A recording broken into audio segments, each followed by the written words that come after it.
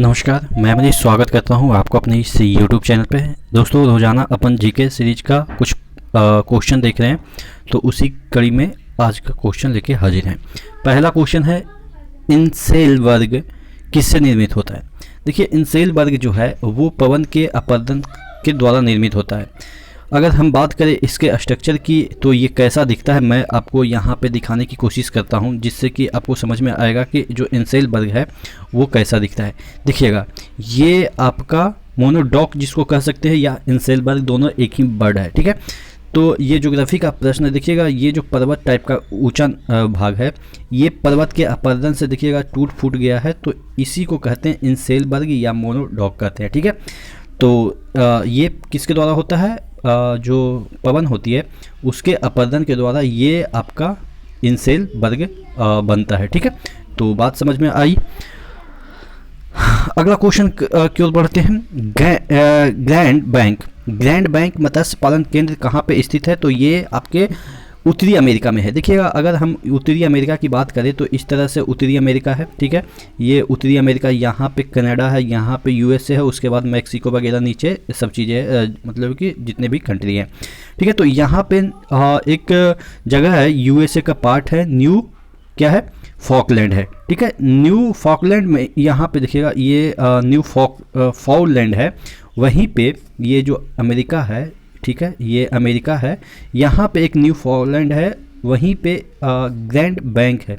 ये मत्स्य के लिए काफ़ी उपयुक्त है। ठीक है, तो ये उत्तरी अमेरिका के अटलांटिक महासागर का पार्ट है। ठीक है, अगला क्वेश्चन की ओर बढ़ते हैं। हजार दिनारी किसे कहा जाता है, तो हजार दिनारी, ठीक है, हजार दिनार कौन देगा आपको, जो मालिक होगा। ठीक है, तो इस तरह से हम याद रखेंगे। मलिक काफूर जो कि किसका सेनापति था, आपको भी पता है, ये अलाउद्दीन खिलजी का सेनापति था।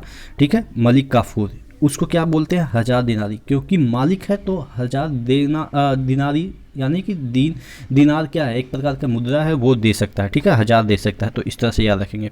आदि ग्रंथ के संकलनकर्ता कौन थे, तो आदि, अ से आदि हो जाता है, अ से अर्जुन देव। ठीक है, कौन से गुरु थे, आपको नीचे कमेंट बॉक्स में कमेंट करके बताना है। ठीक है, कौन से नंबर के गुरु थे।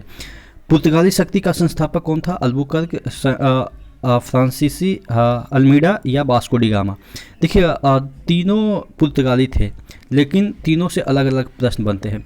अगर हम बात करें फर्स्ट गवर्नर जनरल की, तो फ्रांसीसी अल्मीडा था, लेकिन अगर पुर्तगाली शक्ति के संस्थापक की बात करें तो अल्बुकर्क था, लेकिन अगर फर्स्ट पुर्तगाली भारत में आया तो वो वास्को डी गामा था। ठीक है, तो कन्फ्यूजन नहीं होना है। क्या क्या प्रश्न पूछ सकते हैं, फर्स्ट पुर्तगाली भारत आया, वास्को डी गामा।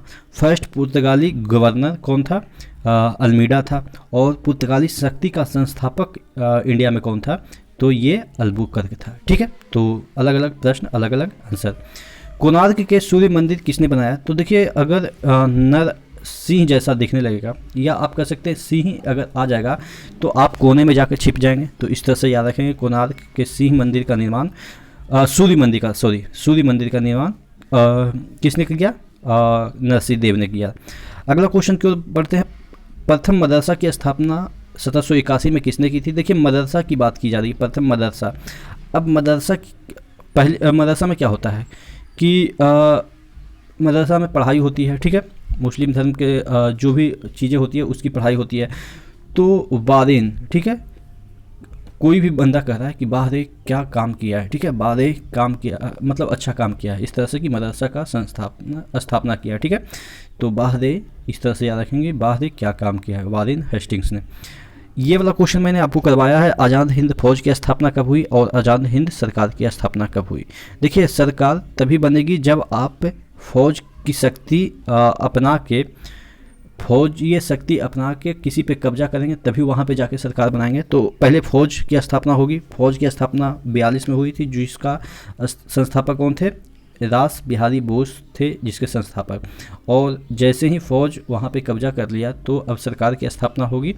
तो सरकार 1943 में बनेगा, और इसके संस्थापक कौन थे या इसकी स्थापना किसने किया था? सुभाष चंद्र बोस ने किया था। ठीक है, तो याद रखिएगा।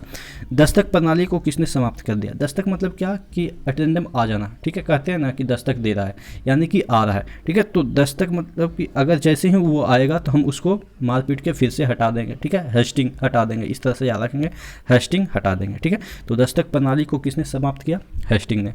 आशा करते हैं जितने भी क्वेश्चन मैंने कराए हैं वो आपको याद हो गए होंगे। तो इसी तरह से बने रहिएगा चैनल के साथ। नेक्स्ट वीडियो में मिलते हैं, तब तक के लिए धन्यवाद।